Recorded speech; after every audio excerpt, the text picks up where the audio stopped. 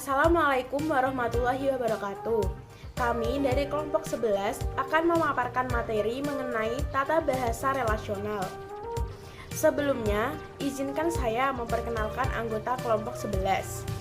Pertama, rekan saya bernama Hoirinada Lutfiatul Muna dengan NIM 21014210117. Berikutnya, saya sendiri, Elsa Amira Arifa dengan NIM 21014210123 dan rekan saya Fiktin Falasifa dengan NIM 21014210142. Materi yang pertama akan disampaikan oleh teman saya, Hoirinada. Kepadanya kami persilakan. Tata bahasa relasional. Secara singkat mengenai tata bahasa relasional, yakni tata bahasa relasional dikembangkan oleh David M. Perlmutter dan Paul M. Postal pada tahun 70-an.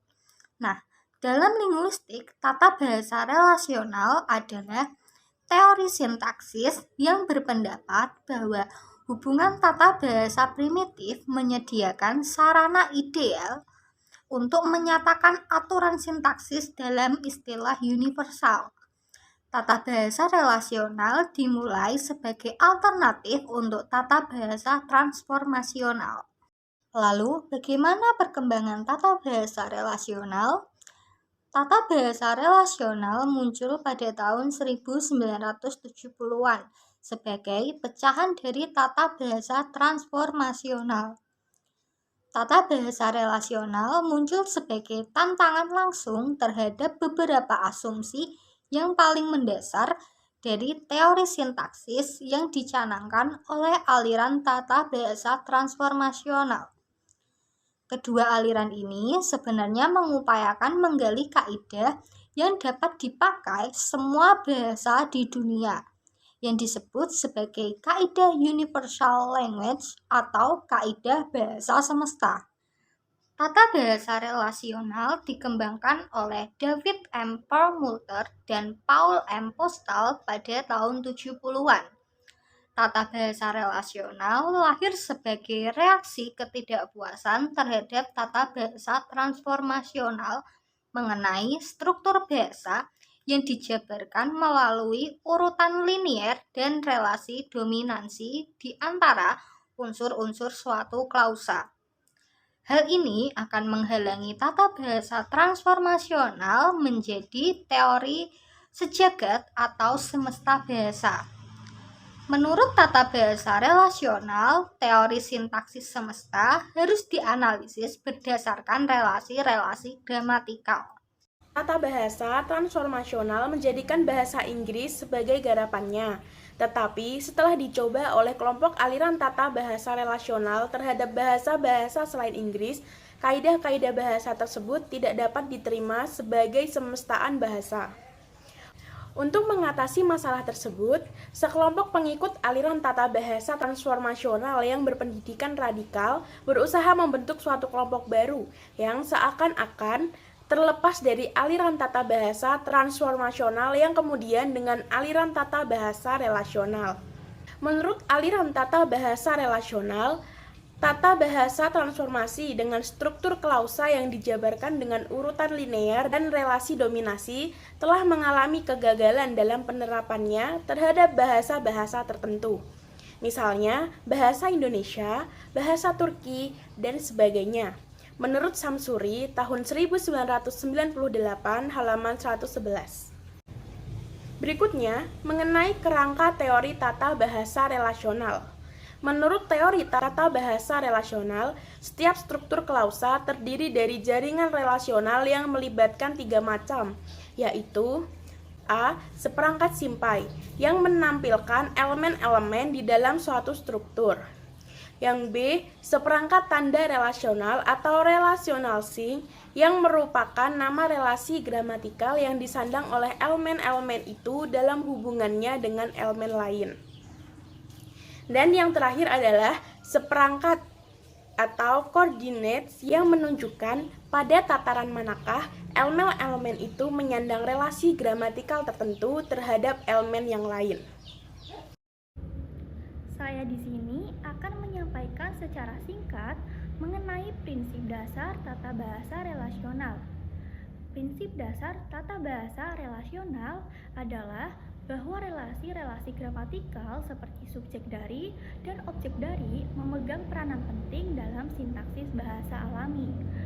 Ada beberapa prinsip dasar tata bahasa relasional. Prinsip dasar tata bahasa relasional diungkapkan dan dikemukakan oleh David Perlmutter dan Paul M. Postal, yakni yang pertama, relasi gramatikal merupakan gagasan dasar. Yang kedua, konstituen struktur batin bukan hanya dicirikan dengan sifat-sifat kategorial dan relasi dominansi, tetapi juga dengan relasi gramatikal. Yang ketiga, satu konstituen tidak dapat memperoleh lebih dari satu relasi gramatikal pada saat yang sama. Yang keempat, konstituen dibagi menjadi dua perangkat berdasarkan jenis relasi gramatikal yang disandangnya. Dua perangkat itu, yakni suku atau term, adalah konstituen yang menyandang relasi gramatikal, yaitu subjek, objek langsung, objek tak langsung, dan sejumlah relasi oblik lain seperti lokatif, instrumental, dan benefaktif. Serta bukan suku atau term adalah konstituen yang tidak menyandang relasi gramatikal. Yang kelima, relasi gramatikal membentuk suatu hierarki relasional, yaitu subjek, objek langsung, objek tak langsung, dan objek yang merupakan suku atau term yang sering dirujuk oleh posisinya pada hierarki. Subjek adalah 1, objek langsung adalah 2, dan objek tak langsung adalah 3. 1 dan 2 disebut relasi inti, serta 2 dan 3 secara kolektif disebut relasi objek. Yang keenam, kaidah sintaksis dapat memanfaatkan relasi gramatikal untuk menemukan ciri konstituen. Yang ketujuh, kaidah sintaksis juga dapat mengubah relasi gramatikal konstituen. Yang terakhir, perubahan relasi gramatikal tunduk pada hukum penyeraan relasi. Sehingga dapat diambil kesimpulan dari pemaparan yang disampaikan oleh saya dan teman-teman saya sebelumnya, yaitu tata bahasa relasional dikembangkan oleh David M. Perlmutter dan Paul M. Postal pada tahun 1970-an. Tata bahasa relasional dimulai sebagai alternatif untuk tata bahasa transformasional. Mengapa dikatakan sebagai alternatif? Karena tata bahasa relasional lahir sebagai reaksi ketidakpuasan terhadap tata bahasa transformasional mengenai struktur klausa yang dijabarkan melalui urutan linear di antara unsur-unsur suatu klausa. Dan menurut teori tata bahasa relasional, setiap struktur klausa terdiri atas jaringan relasional yang melibatkan 3 macam, yaitu seperangkat simpai atau nodes, seperangkat tanda relasional atau relational sign, dan seperangkat koordinat. Berikut materi yang dapat kami sampaikan. Mohon maaf apabila ada kekurangan dan salah kata dalam penyampaian kami. Terima kasih. Wassalamualaikum warahmatullahi wabarakatuh.